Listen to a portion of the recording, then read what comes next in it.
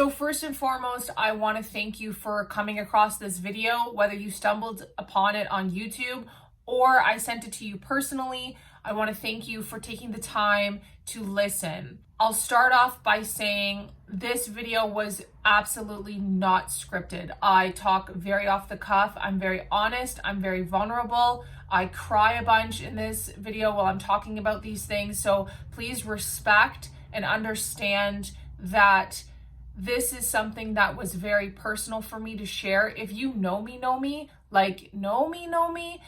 this is probably something you've never even heard me talk about before, because these were my demons that I had to deal with. And it was a part of me that I was really ashamed to talk about, because dealing with identity was very tough for me. So just understand that while you're watching this, sometimes maybe you're not 100% following along, because, you know, sometimes naturally in conversation, you can have another thought come up and it segues into something else. So if there is anything that I touch on in this video that you want to know more about, or you have questions and you want a little bit further explanation on that, please let me know in the comments below. Hit me up on Instagram, send me an email. I'm 100% on board to talk about these issues. I decided after editing this video, going through it and listening, I'm going to start a series called My Fill in the Blank Experience. I think that I have a lot to give when it comes to talking about things that necessarily people don't want to talk about. I struggled with daddy issues growing up because I didn't really have my dad around. I worked in the restaurant industry for over 11 years and have seen and been involved in the craziest situations, seen the craziest shit. Like, that's something that I want to share that people don't necessarily talk about publicly. What about doing drugs? Like, people want to pretend like they haven't done it or they don't know. Like, no, let's discuss it. Let's talk about it. What were the feelings around those things? And like, why did you do that? Like, I want to talk about that stuff because that's real life shit. We've had a suicide in our family. Like, that is something that I want to talk about because not enough people talk about that. And that's a topic that's like very hush hush, and it really should not be. So doing this series of the blank experience is really just to open up a dialogue and have these very real conversations about what's going on in our lives and like, how do we deal with these things and how do we cope with these things? And not only is it just a form of therapy in a sense for myself, but I want to be able to connect with somebody else and like hear like, yeah, girl, I've been through that. I want to create a space where you guys get to know me more and I get to know you. This is going to be the first set in this series, and this one's called The Black Experience. I do want to let you know I had mentioned me being a bully in this video, and I didn't really elaborate on that, but what I'll say in regards to that is hurting people hurt people, and I was a hurting child. I was a hurting teenager, and I was a hurting adult for a while as well. And so when you hurt inside as deeply as I did, you're not nice to people all the time, and you do things that aren't necessarily even in your character. And I didn't want to be a mean person. I didn't want to be a bully. But when I think about my actions now as an adult and I look back at some of the things that I did to some people that I actually really cared about, yeah, I was a bully. So if there is anything else that I mentioned that you want to know, just let me know. Again, I want to thank you. I know it is a long video, but please, if you can't sit and watch, just listen. Listen to what I'm saying because it's honest, it's real. It was tough to talk about at times. And like I said, I talk about different things at different points. There isn't a flow to the video. So just listen. I encourage you to listen, and thank you so much. So here we go. What is up, everybody? Welcome to She Found It. So the tone's a little bit different today because I think that I really just want to get on here and kind of share my story and share my experiences growing up as a biracial child in a time when I guess like biracial children weren't really a thing. Or I guess they were a thing, but you know, it wasn't super popular. It definitely wasn't popular in my family on my grandfather, my mom's side. Didn't particularly enjoy the fact that he was about to have a biracial grandchild. First one in the family, by the way. But that didn't stop my mom from having me, of course. It weighs heavy on my heart because, you know, it was tough. It was tough.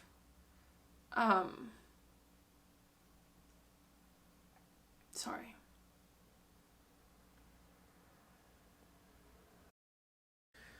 I wasn't expecting to get so emotional so early on into the story, but it brings a lot up for me because you know, I've had a difficult time dealing with acceptance and feeling loved and feeling wanted because of who I was and who I am. And so I just want to come on here and kind of share my story because, you know, I hope maybe the things that I say can resonate with somebody else. And I don't know, maybe help them deal with some of the stuff that they've gone through. Yeah, so I'll just get right into it. Oh man. You know, brought up a flood of emotions. Jeez. My biological father wasn't involved in my life. I was always under the impression that I was unwanted, and it was something that lived with me for many, many, many years. It took a long time to kind of get over that. And so I guess you could say I had some daddy issues growing up. Definitely was seeking acceptance in men and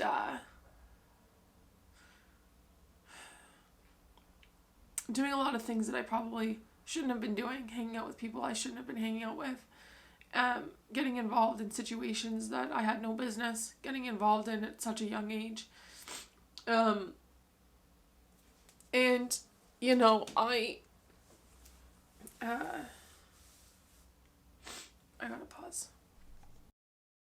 So, not having my father around and him being the black part of my mix, I did have someone that I called my dad who stepped in and, you know, wanted to raise me and take care of me and help my mom. And he was black, Jamaican. But, you know, as I got older, that relationship thinned because they were no longer together and he married someone else and she absolutely hated me and wanted nothing to do with me. And she was a black woman as well. And that really took a toll on me as a kid. I still talk to my dad, but, you know, her involvement in our relationship really ran things quite thin. And so I say that to segue into, you know, my identity issues with being mixed race and not understanding really who I was or, you know, what was my purpose or why am I here. And I dealt with a lot of stuff.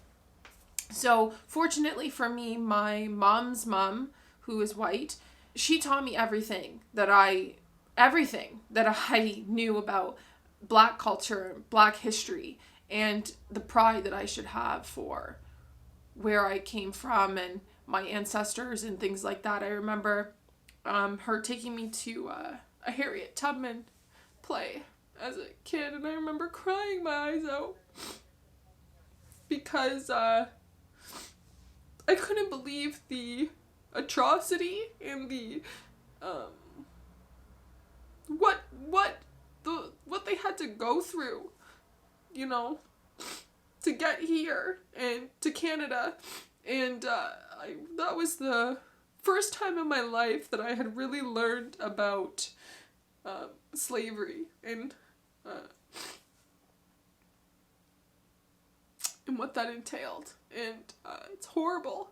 It was very... It was a very big moment for me in my life. And I think it was tough for me because I don't know if I can do this. I did not think I was going to get this emotional talking about this stuff. So I'm sorry if I'm crying a lot. I think about everything that's going on in the world. And since everything has happened, you know, me and my fiance even more so, because he's learning a lot from what's going on being a white male. I've done, you know, over the years of my life, I've learned a lot about, you know, Black history and those things. So, you know, we've been watching a lot of stuff, and it hurts my heart that, it hurts my heart what's going on. And what's been going on for way too long. Way too long. I myself have, I've never, when it comes to the police brutality, never experienced anything like that.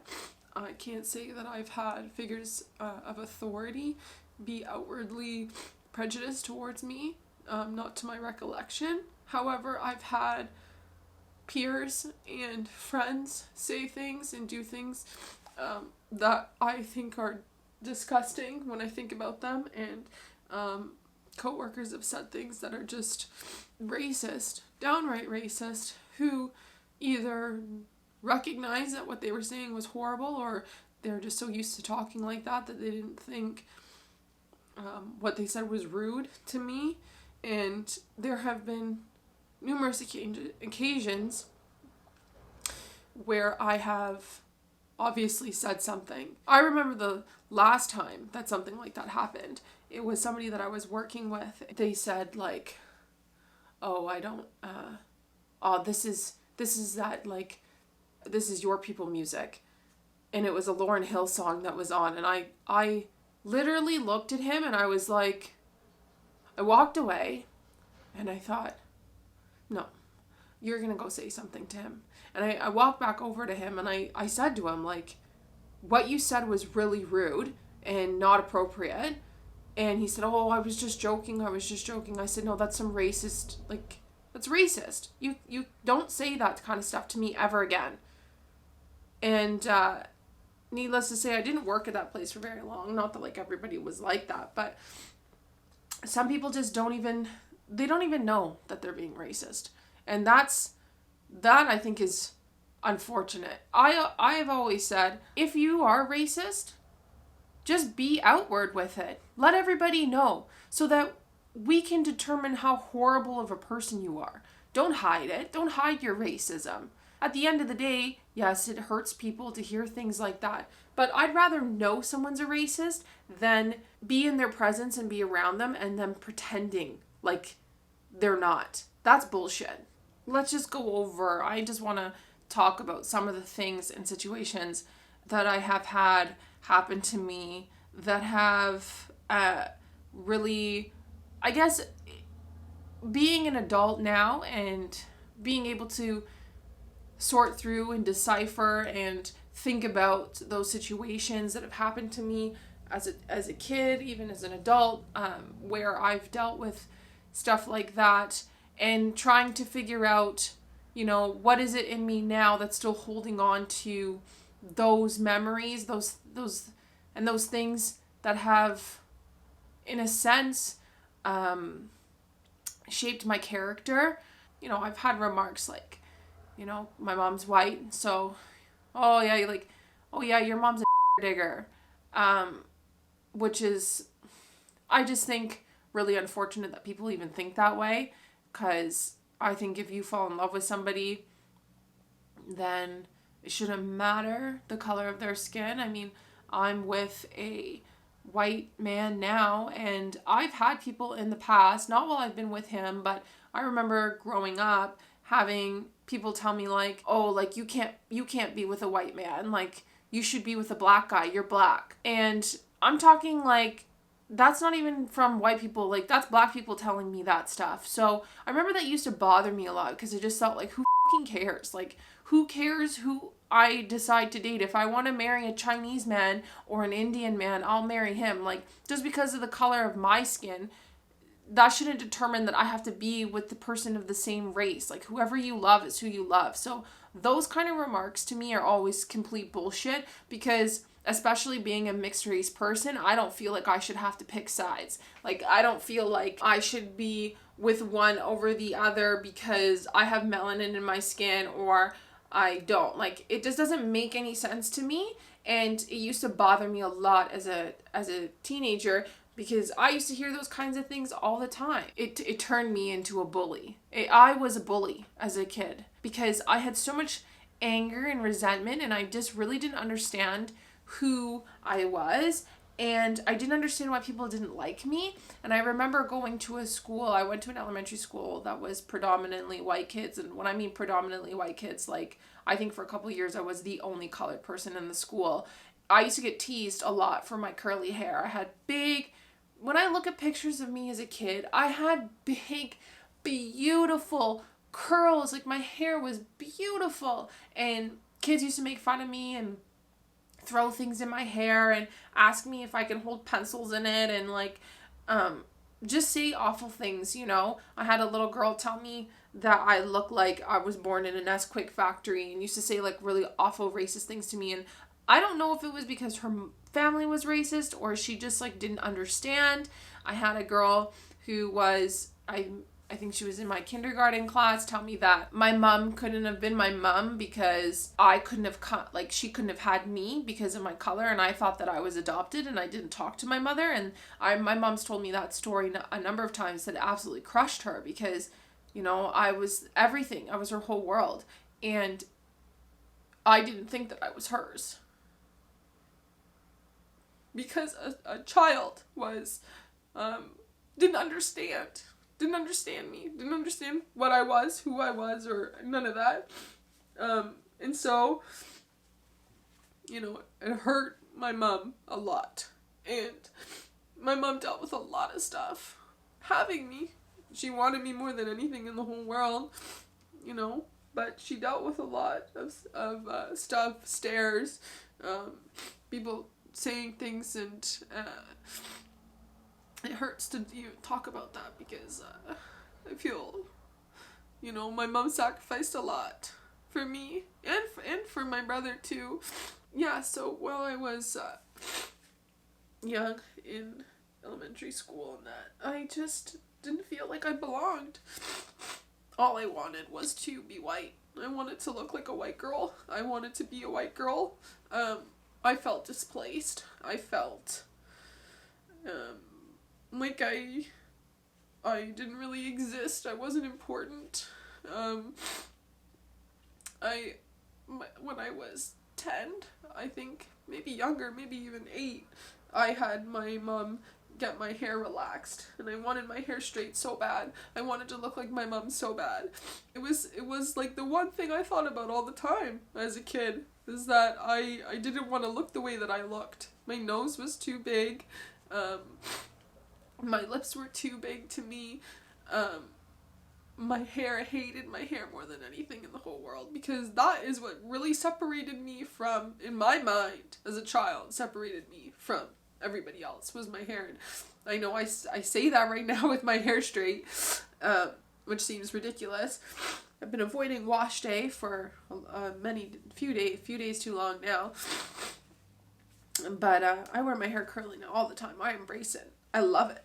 I think it's beautiful. And I spent a lot of time as an adult working on myself, because even when I was a teenager, you know, I had more black friends as I got older, but I still didn't feel like I fit.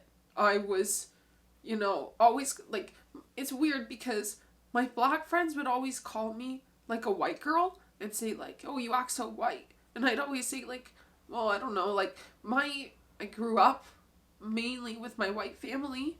I was trying to prove my blackness in that community, and then I was trying to prove my whiteness in the white community with my white friends, and like listen to like white music and listen to black music, and like I just remember like never really feeling comfortable with who I was and never really feeling accepted, and always trying to get people to accept me. And I gotta stop crying. I can't even talk. It's hard to talk about this stuff because it brings up a lot of memories and emotions and difficulties. My grandmother passed away last year, and she was very proud of me, and thought I was beautiful, and loved me and taught me so much. So when I talk about this stuff, I think about her as well. Yeah, a lot of my anger as a young woman came from a lot of misunderstanding and confusion about where I fit, where I belonged. I was always looking for acceptance and love in places that didn't exist for me. And I know now, when I look back, I've done a lot of inner work, and I've turned a leaf from the lifestyle that I was living before, because it was easier to numb the pain and numb those memories and numb the way that I felt growing up and was treated, and then to deal. Oh yeah, it took a lot of years to work through that. A lot of, I've gone through therapy. What people don't realize is that things like that from such a young age travel into your life and can for the rest of your life if you don't make the decision to work on them. But I think the most important thing is to teach and educate people about different ethnicities, different races. And yes, we are all one race, we are all the human race. But at the end of the day, there are cultural differences. I'm not going to pretend like there's not. And we need to understand everybody's cultural differences. We need to understand that people come from different backgrounds. I, being mixed, had two worlds that I lived in, and I embraced those and I enjoyed them, but I was also damned for them, and I was almost made to feel ashamed sometimes of the fact that I enjoyed this type of food or that type of food or this type of music and that type of music, and I wasn't allowed to have both. I was told that I basically had to choose one, and I refused, and I still refuse, because I'm not going to be painted with one brush. I'm not. I enjoy many cultures, different types of food, different music, different faces. Like beauty and love come in so many shapes, sizes, and forms. And it makes me mad. It makes me f***ing angry that this stuff is going on.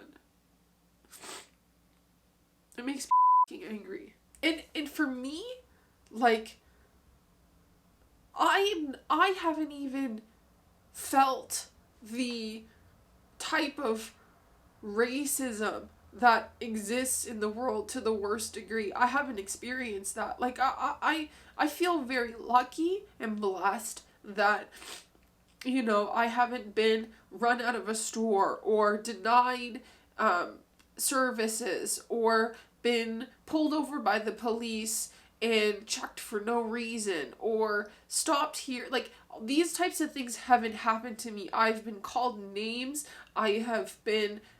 Remarks have been made to me that were absolutely, unwarranted or unnecessary. I guess, the emotional damage that type of behavior from those people had on me required work. But at the end of the day, like, I can walk around and pretty much do anything that I want without really having to fear whether or not someone's going to want to kill me or, beat me up or something like that. I'm not going to sit here and pretend like racism doesn't exist in Canada. And I really hope that a lot of other people don't sit here and pretend that either, because, I've been to places where it is very apparent that, I'm looked at differently. There are places I've traveled to and things like that. But then again, I've still never had anyone be outwardly racist towards me, even in those situations. So I feel very fortunate in that way. Now, that doesn't mean that I don't feel for the people who have been in those situations and who do go through that on a regular basis. What I've dealt with in my life has given me enough sympathy and sadness to feel for them and feel like it's not right. I've been hated on for being mixed, light skinned, told I thought I was too pretty. I've been called, oh, you look exotic. Oh, I've always wanted to hook up with a black girl and things like that. And that kind of stuff, that's the kind of stuff that pisses me off, makes me really mad and upset, because it's just not right. I continue to educate myself about the past. I continue to educate myself not only just on Black issues, but on other countries' issues and things like that, because I think it's important to be worldly in your thoughts and in your wisdom, and be in tune with other things.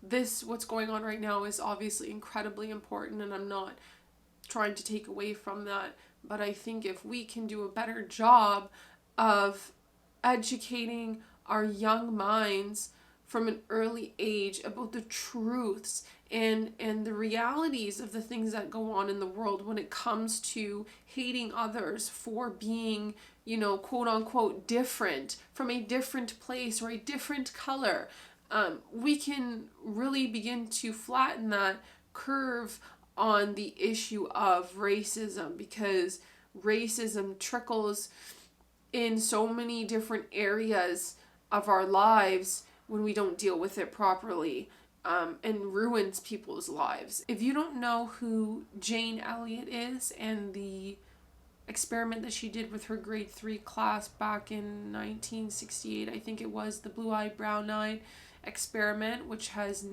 forever changed her career path, I think, because she wasn't expecting to get the attention that she got from this, has really been a pivotal exercise, I think, in understanding how racism begins, how we are able to feed that, especially when you are feeding it into young children, what happens. And it is a mind-blowing experiment, and she's done this with adults, and adults respond in a similar fashion. From what I've seen, I would even think somewhat worse, because they know better, but you gotta watch it. I think it's definitely some food for thought. I don't have many other things to talk about. I watched the documentary 13th, I think it's called, about slavery in the States, which was very touching and very eye-opening about the systemic issues that are in America. In terms of Canada, not really too sure if there's been any popular documentaries dealing with racism in Canada, but not that I've seen. A lot of stuff is very American based, I think, because it's such a huge problem down there. Yeah, I wanted to come on and I wanted to talk about my experiences, because as you can obviously tell, that even though they were in the recesses of my mind, and I have dealt with a lot of these things because I'm quite confident and comfortable in my skin, but they bring up horrible memories and thoughts and feelings and emotions. Yeah, I don't know. It's kind of just a rant, blabbered on probably a bit too much, cried a lot, and I'm happy that you listened and you took the time to sit and hear my story, watch me cry like a baby. I don't know, maybe this will help you. Some of the things that I did, research and really do a lot of inner work to figure out that, I'm not the problem. I am loved, and that there's nothing wrong with me in terms of my outer appearance. That required work. So learning about psychology was definitely an eye-opener for me, because I remember taking a psychology course in high school and learning about, the relationships between your parents and how important they are, and just how human beings work and how their brains work. And I'm still so fascinated by this stuff. I read stuff on psychology and on my spare time, because I just think that it's important. It's a good thing to have, because you're able sometimes to just dissect people and dissect situations, and I think it helps you when it comes to having better judgment, even being more empathetic and sympathetic. A lot of the inner work came from me and my passion, learning about those types of things, putting the things that worked for me into practice. And so it helped with my healing. I'm always working on myself and working on healing. There are still scars, of course, but at least they're not scabs anymore, right? I just want to put it out there, put it into the world that we got to do better. And for everyone. Because it only benefits everybody if we're all in it together. So, yeah, thanks for listening. Bye. Thank you so much for making it to the end, whether you sat in front of your computer or on your phone and watched, or you just listened. I really appreciate it. If you have any questions, please comment below.